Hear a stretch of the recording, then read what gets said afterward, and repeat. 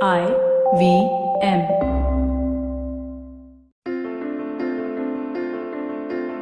This is Storytellers and Story Sellers live on tape from my home in Mumbai. Welcome to a solo transmission episode of this show, especially about the return of live sports in our lives.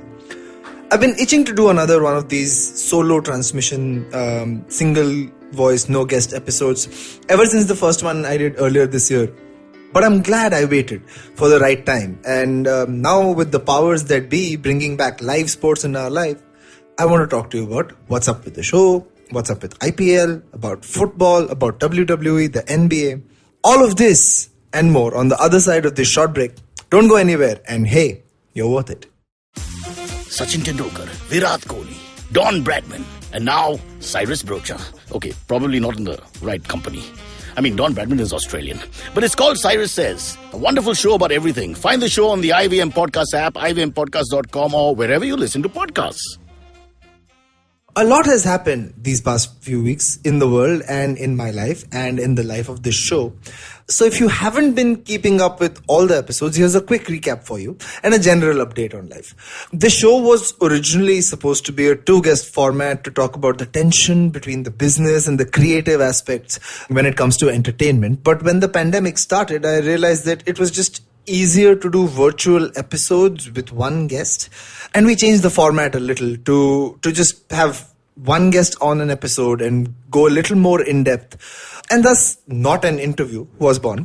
Over time I've realized that this one guest format just suits me more, and I've made that my mainstay and sort of made the two guest format a little less frequent, if you've noticed.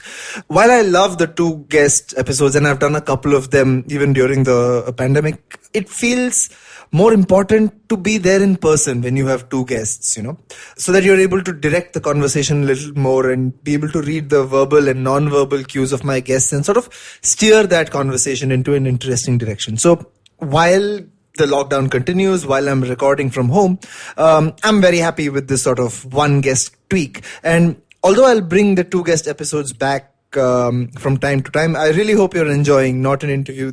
Do check out our episodes earlier from the lockdown and before.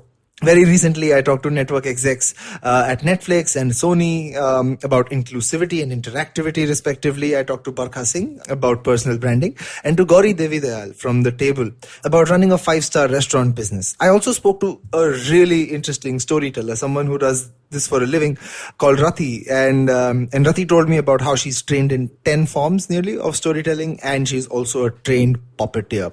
All these amazing people, I'm really grateful to. They make time every week to talk to me, and I have some amazing experiences that get related to me from these people, some great wisdom and some great insights. So don't miss it, and double click on one of these great episodes right after you listen to this one. Another very cool development is that the great folks at IVM and Intel have agreed to run an ad on this show for a bit. So you're talking to someone who's a paid podcaster. Two thumbs up to me and to IVM and Intel. If you don't believe me, come back after this message from our sponsors for this episode, Intel. I want to thank Intel for supporting our show.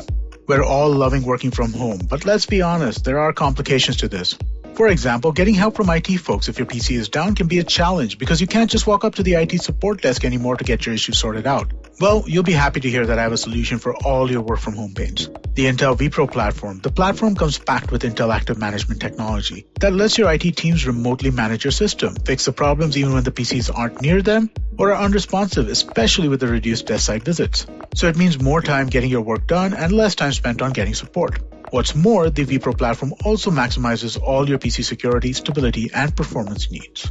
Visit intel.in/morewithvpro, that's VPRO, to discover how you can do more of what you want and less of what you don't. If you're listening on the IVM Podcast Android app, you will be able to click the link that's visible to you now. Like I said before the break, the last time I spoke to you alone without guests was at the onset of the lockdown in March. On that episode, I talked to you about how the world of entertainment had turned upside down across sectors because of the coronavirus. Today, I'm talking to you guys after the first time that I've gone out to play football since then. Really. This is about the return of live sports, not just to your TVs, but also to my life. Jokes apart. As the coronavirus has taken us into the quote-unquote new normal. We're 6 months in, and slowly but surely we made sure that as a society, the most important aspects of our lives returns, and nature is healing. Our cities are in some kind of controlled unlockdown, and while in India the numbers are still rising, sports, like I said, the most important aspect of our lives in society, live sports, is returning to television and to a screen near you. Now, while movies have gone straight to OTT, the massive money spinner that is the global business of sport has found a way to continue its preeminent position on the screen. Really, it's the most expensive thing to acquire and one of the most expensive things to watch as a consumer. And even if there are no fans in the stadium, the guys who run these businesses have made sure that live sports across continents, across sports, comes back to the people who are waiting for them, the fans. Close to home, the IPL is back on. India Ka Tyohar is going to coincide this time around with the actual Tyohar, as seemingly everyone in this country will gear up for a big final quarter of the year.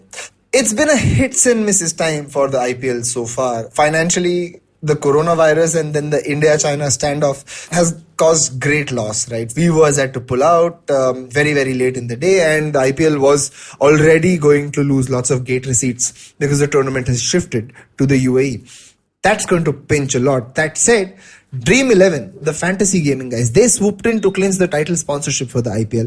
It's a coup for the category, as actual sports gets propelled forward by fantasy sports. I think it's a big development for the sports and the esports community to come together, sort of get into the mainstream in India, right? A big push for legitimacy to fantasy gaming in India. I mean, fantasy gaming is massive overseas, especially in the US, especially around sports like NFL, NBA, NHL, and it's massive that it's happening in India as well, with Dream 11 taking up the sponsorship, the title sponsorship of the IPL. They were already a partner, an official partner. They were already in there. But I think it's a massive boost to fantasy sports in India. There are still many people who think that fantasy sports is like betting. And I'm sure the title sponsorship of the IPL will go a long way in changing that perception. The IPL teams themselves, though, shipped off to the UAE for quarantine and acclimatization. However, the risks have not completely been hedged against. If you read, the CSK announced that a few players had tested positive, and Suresh Raina abruptly returned home and pulled out of the IPL, citing the safety of himself and his family. It's a massive risk to try and host the largest T20 tournament, so to speak, in the world. As players from around the globe jet set into the Middle East, we're keeping our fingers crossed and hoping for a really safe and successful 2020 IPL edition. Pretty sure industry could use a boost, and so could all the viewers back home. I'm cheering for KKR. I've always been a KKR fan, although I do think that that Mumbai Indians might just be very close to another title. Over on the brands and broadcaster side, the IPL has caused massive joy as well. The market is definitely bouncing back after a tough few months. The IPL has got brands spending with teams, spending with broadcasters, spending with platforms, as cricket fever really grips the nation, you know. As on date, there's almost no spot available on any IPL team kits or jerseys. Brands have made a complete beeline to capitalize on India Ka Tyohar, and I expect those who haven't yet will soon either jump on the bandwagon or plan really big Diwali campaigns. The entire industry is looking to the IPL and hoping for a post-COVID viewership bump. People will not be able to go to the stadiums, they're staying at home, and that's the hope that they'll stay home and watch more on the TV or on their phones. The kind of benchmark that people are looking at in the industry is from when the Bundesliga or the Premier League came back, right? And seeing viewership for those leagues go up 6 to 8x on platforms is a good sign for the IPL as well. The IPL before COVID, based on last year's estimates, the IPL was expected to reach 450 million people, and I'm sure the BCCI, broadcasters, all the brands are hoping for a big jump on that as September 19th rolls close by. Speaking of football, with the Bundesliga and the Premier League, the never-ending season of European club football seems to be geared for another fresh start, as The recently concluded 1920 season merges into the 2021 season. We're merely days away from the 21 season to really kickstart again, and we're only days away from the 1920 season to have wrapped up. The transfer window is in full swing as clubs are scrounging to find the cash or a bargain in a year where most big clubs have seen massive losses from absent gate receipts. These losses are in the tune of $100 to $150 million for big clubs like Real Madrid, Manchester United. Some clubs have dealt with it better. Some clubs have figured out ways to reduce their wage bills. But overall, it's still silly season as some clubs are spending big. Chelsea in the Premier League are assembling the football equivalent of the Avengers. The Messi-Barca situation unfolding is a grab the popcorn blockbuster to rival any summer movie. I do think he's going to stay at Barcelona once he gets his way, but it's just great to see the mighty Mes que un club crumble with internal politics. I hope the club finds its way back to its feet. Barca is a giant of European football, and so is Messi. But it's an interesting transfer window nonetheless. My club, Manchester United, seem to have done some smart work after not being able to have the dough to get Jadon Sancho from Dortmund, and I'm pretty happy actually. I wanted us to sign Van de Beek the season Ajax made the Champions League semis, but it was reported that he's probably off to Madrid. But I'm glad he's chosen Man United. He looks like a proper player. Football in England is also experimenting with some games allowing fans back into the stadium. Chelsea-Brighton friendly, I think it was earlier this week. They had about 2,500 fans in the stadium. And I read reports which said that football felt like it was certainly healing with fans back in. That said, big football remains big business, and as clubs still figure out how to cope with these losses, there's a lot riding on the return of these leagues to our screens. They're experimenting with many new rules. There were 5 subs, there might be 3 substitutes now. They're looking at having extra safety around the stadium and stuff like that, and I expect VAR to continue to be a big part of the debate as the season resumes. Expect all opinions on sports to come to the fore as football and cricket return to the front in September. Over on another quote-unquote sport that India well and truly loves, the WWE. Remember them? The World Wrestling Entertainment. It's so cool how they dropped calling it the Federation and just said, okay, yeah, we're entertainment, right? So we're just going to be entertainment. The World Wrestling Entertainment, WWE, saw their summer event, SummerSlam, happen last week or so. And Roman Reigns, any of you remember him? He made a stunning comeback. There were epic showdowns. Randy Orton had a championship match as well. He's still around. Wow. While the WWE now happens with fans on a screen instead of in the seats, it's interesting to see that there's no stopping this amazing sports entertainment franchise, despite the troubles of the wrestling industry and the turmoil in the McMahon family. Look it up. One thing that has been a common thread between society and sport outside of this COVID pandemic has been the support that has been given out to the Black Lives Matter movement. At Premier League games, players are taking a knee before the start. At NBA games, players can choose to wear messages of protest.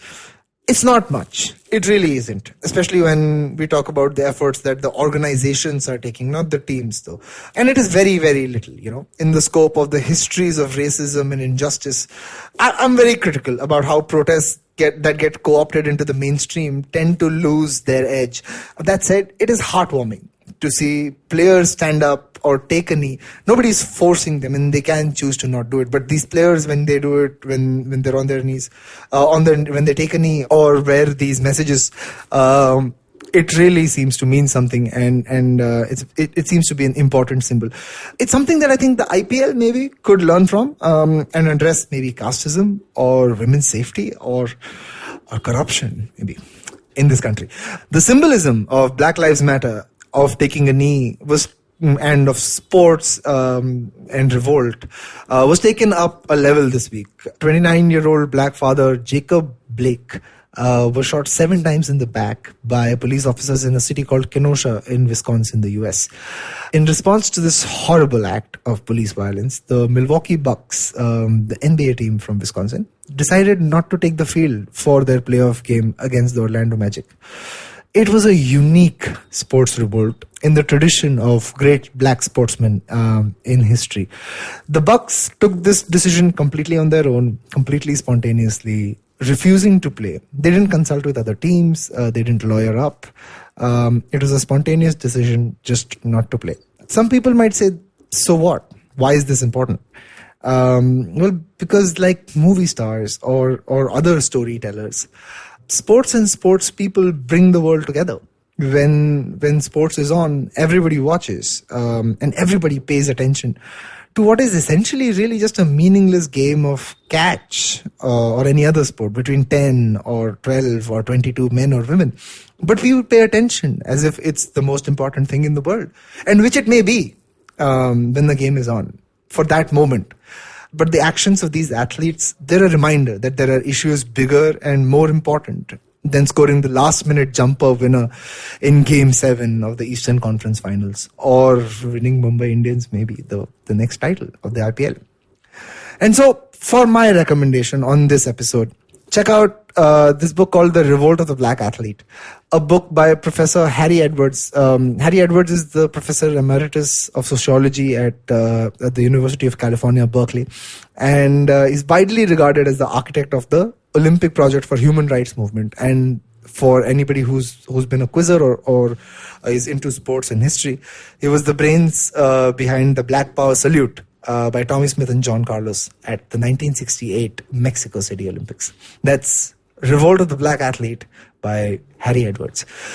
And with that, this is the end of my second ever solo transmission episode.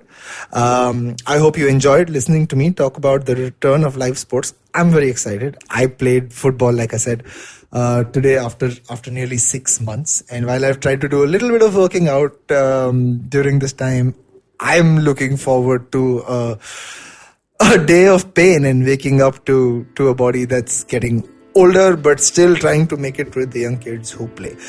Come back next week for an episode with another great guest. I can tell you this, you will not be disappointed. This is Vineet Kanabar saying goodbye.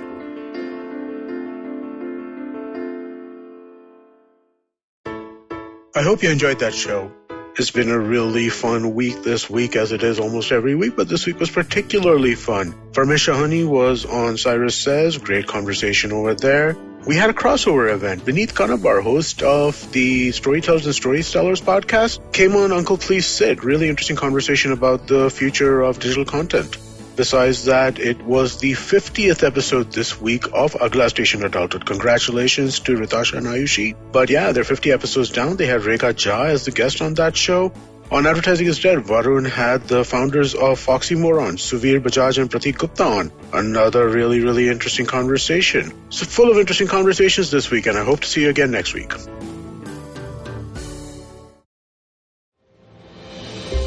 Have you ever wondered how successful people do their thing? How do they navigate the challenges they often face? Are you wondering about the future of restaurants, film, education, technology, and everything else in between? Hi, I'm Gauri Devidyal, best known for being one of the brains behind The Table, an award-winning restaurant in Bombay. One thing my life as a restaurateur has given me is the opportunity to meet with some truly inspiring people, most often just by chatting with strangers at the community table. And that's what this podcast is about. It's about learning the new dimensions of business and understanding how different people swim this sea. It's an opportunity for me to pick their brains and ask them all the questions on my mind, whether it's about learning from their past experiences or talking about future trends. Through their journeys, stories, and insights, I hope you too, like me, will come away inspired and energized. So come, join me every Wednesday with your favorite drink, because this round is on me.